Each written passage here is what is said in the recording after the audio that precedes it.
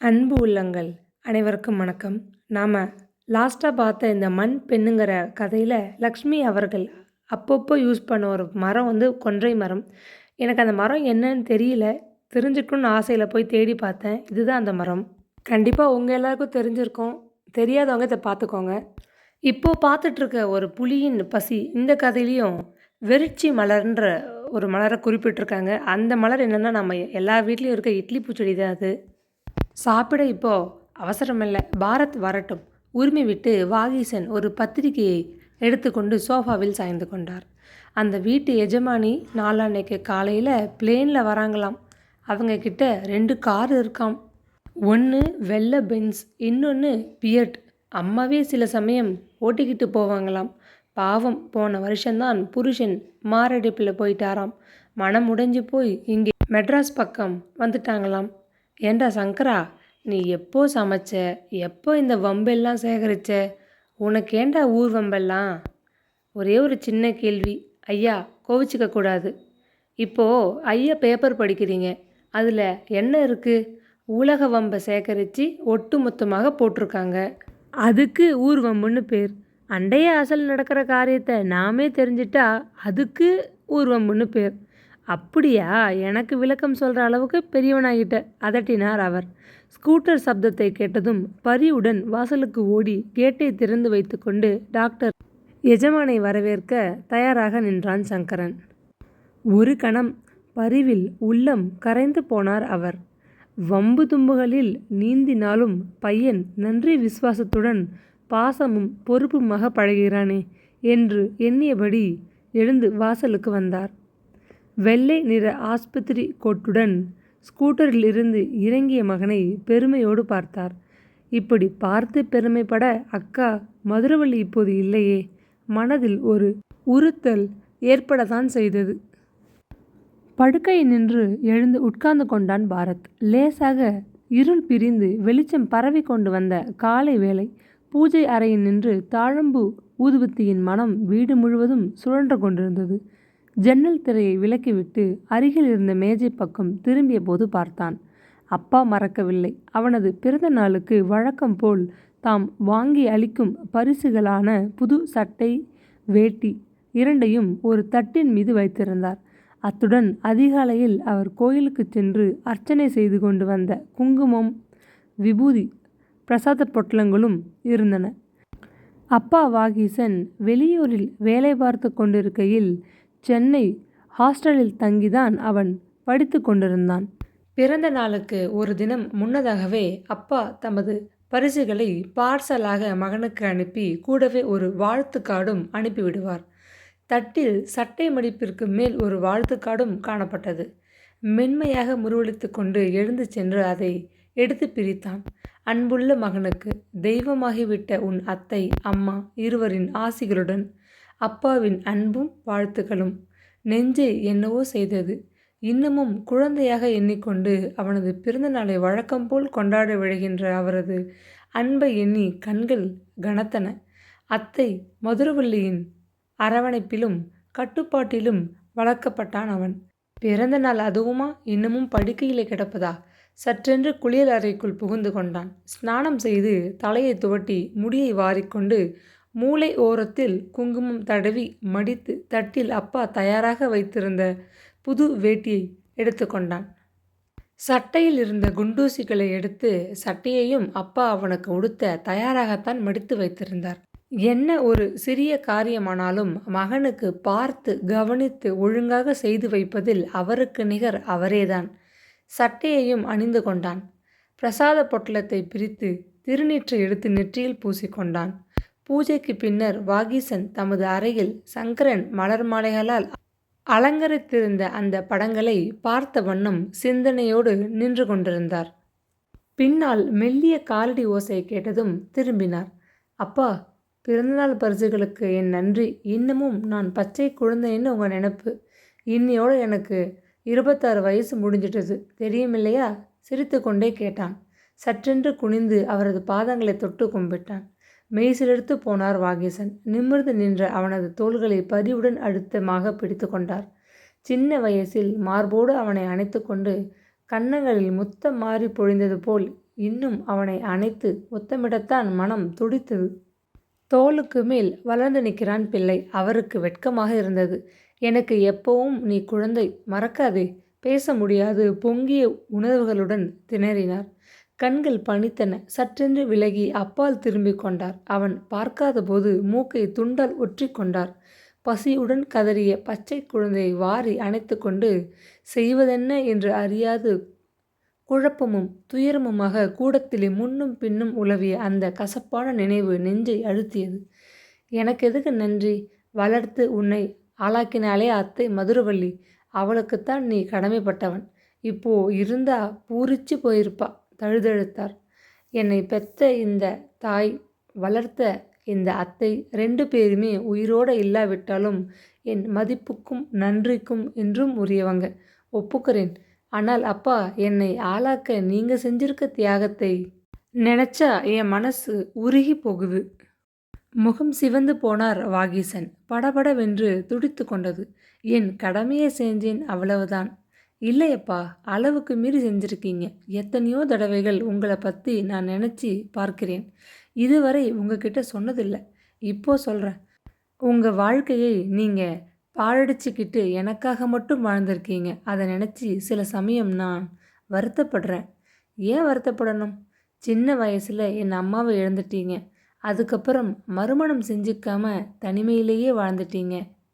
நீ கூட இருந்தபோது எனக்கு தனிமை எதுப்பா? உங்கள் வாழ்வில் நிறைவே இருப்பதில்லைன்னு நினைக்கும்போது வேதனையாக இருக்குப்பா. ஒன்று கேட்குறேன், உண்மையை சொல்கிறீங்களா? வாகீசனுக்கு மூச்சு முட்டுவது போன்றது திகைப்பு. இறந்து போன அம்மாவை நீங்கள் ரொம்ப நேசிச்சிங்களாப்பா? அதனால தான் உங்களால் மறுமணம் செஞ்சுக்க முடியாமல் போச்சா? உண்மைதானா?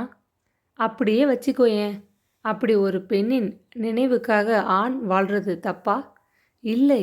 ஆனாலும் அதுக்கு ஒரு தீவிரமான வைராக்கியம் தேவையாச்சே. அது என்னிடம் இருக்கிறதுன்னு நம்புறியா? வைராக்கியங்களை அனுஷ்டிப்பதில் நீங்கள் தான் புலியாச்சே. மீண்டும் வாகீசன் திடுக்கிட்டு போனார். ஆமாம், புலிதான். புலி பசித்தால் புல்லை திங்காது. அது உனக்கு தெரியுமில்லையா? மகன் குபீரென்று சிரித்து கொண்டு தந்தையின் தோள்களை அன்புடன் தழுவி அணைத்து அவரை மெல்ல அறையில் நின்று வெளியே அழைத்து வந்தான். அப்பா, இந்த புலிக்கு பிறந்த இது பூனை இல்லையே. இதுவும் ஒரு புலிதான். இந்த குட்டி புலிக்கு இப்போ ரொம்ப பசிக்கிறது. காப்பி பலகாரம் சாப்பிடலாமா?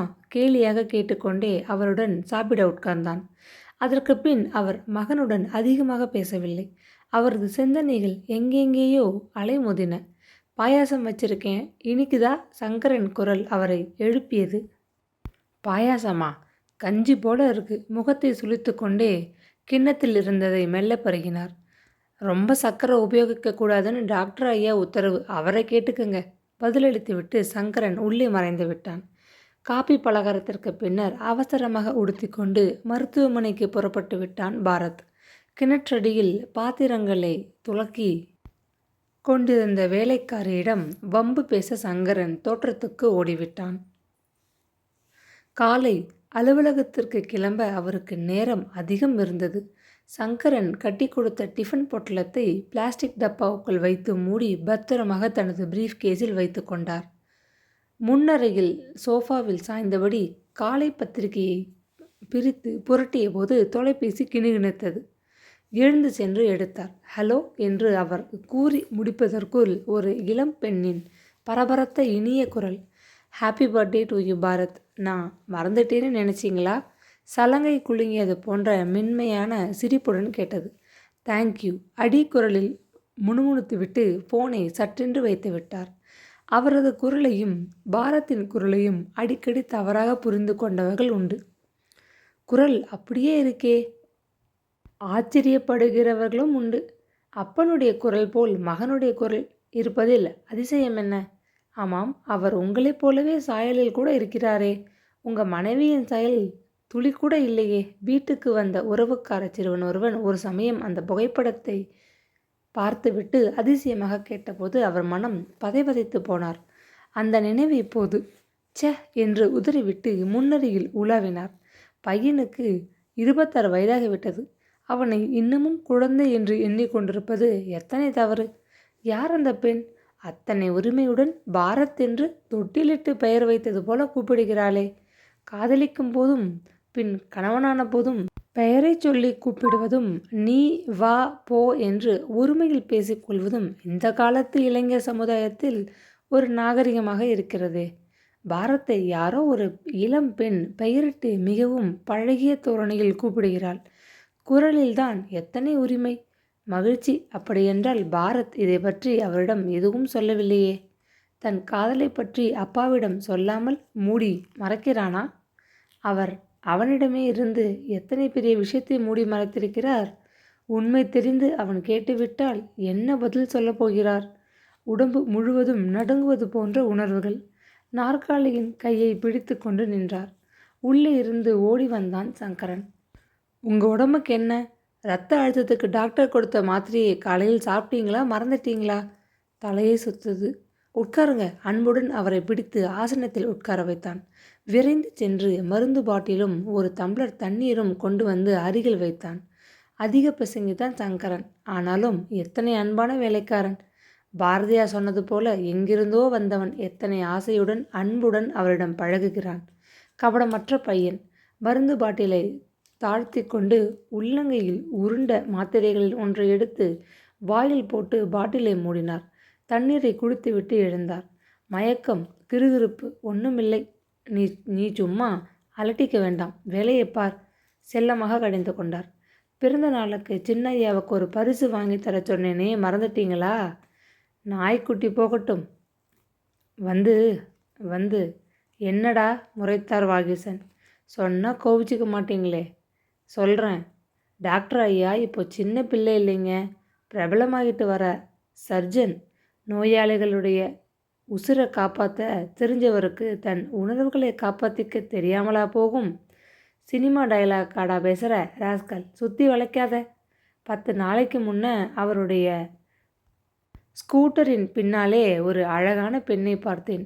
நெற்றி முழுவதும் குப்பென்று வியர்வை துளிர்த்து விட்டதை உணர்ந்தார் வாகீசன்.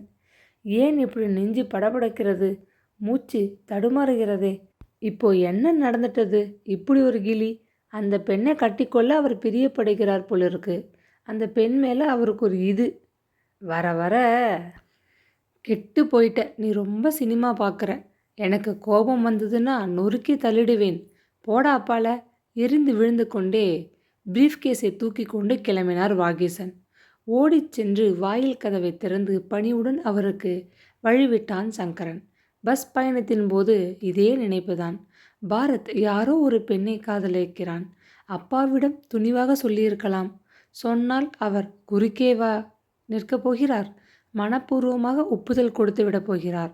உங்களை நான் காதலிச்சா கல்யாணம் செய்து கொண்டேன். என்னை பெத்தவங்களுக்கு நான் பாரமாகிவிட்டேன். எங்கேயாவது பிடிச்சி தள்ளினா போதும்னு உங்ககிட்ட கொண்டு வந்து தள்ளிட்டாங்க. தலையில் அடித்தாற்போல் அவள் பேசியது இப்பொழுது போல் அதே வேதனையை தந்தது. பெருமூச்சுடன் ஜன்னல் வழியே எதிர்ப்பக்கமாக நகர்ந்து கடைகளையும் தெருவையும் வேடிக்கை பார்த்தார். வாழ்வு முழுவதும் அமைதியின்றி அவமானத்தில் அவர் துடித்தது போதும். அவர் மகன் வாழ்க்கையில் நிம்மதியும் நிறைவும் வேண்டும். அவனே சொல்லாவிட்டால் என்ன? அவர் கேட்டுவிட்டால்? அன்று மாலை பாரத் வீட்டுக்கு வந்தபோது அந்த கேள்வியை அவர் கேட்கும் வாய்ப்பையே கொடுக்கவில்லை. தானே பேசினான்.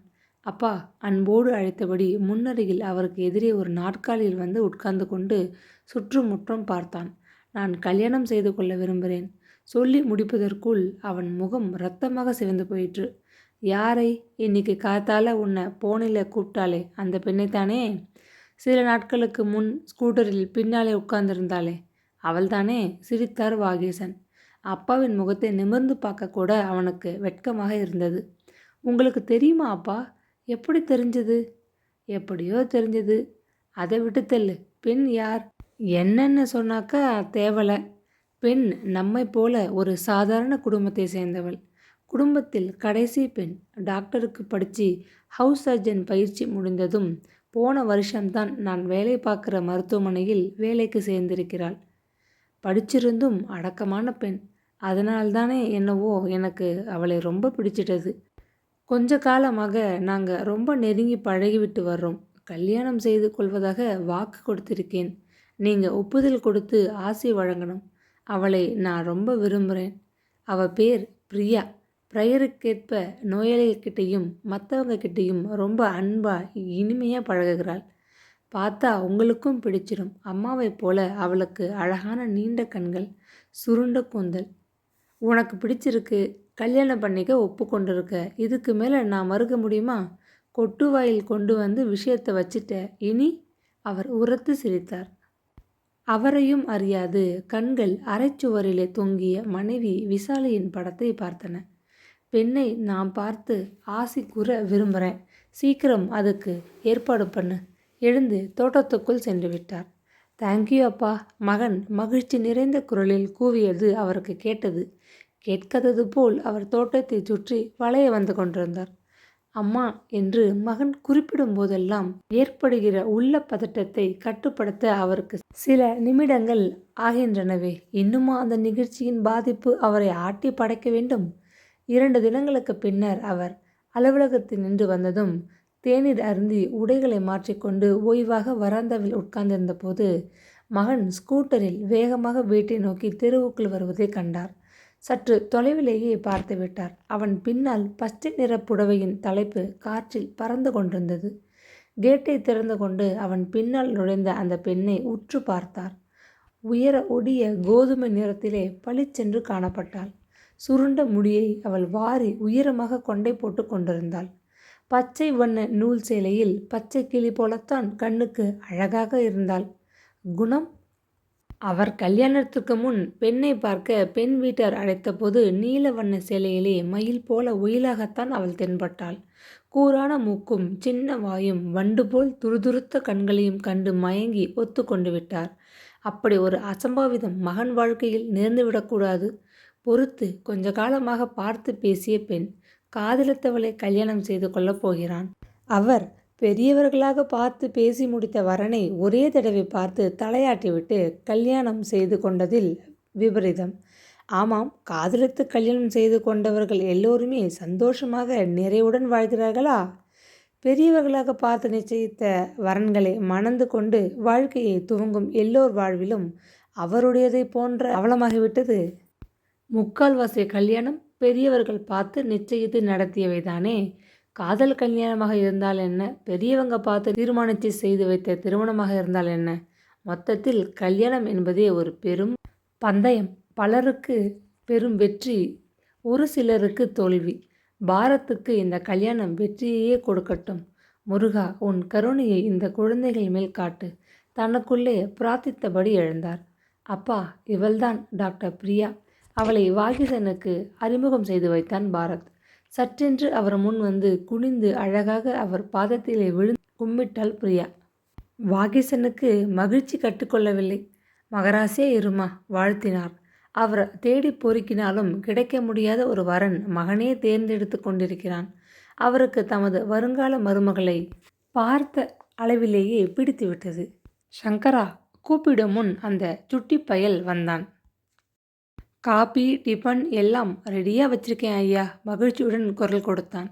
வாமா உள்ள, எல்லோரும் கொஞ்சம் சாப்பிடுவோம் என்று பிரியாவை அழைத்து கொண்டு மகிழ்ச்சியுடன் உள்ளே சென்றார் வருங்கால மாமனார் வாகிசன்.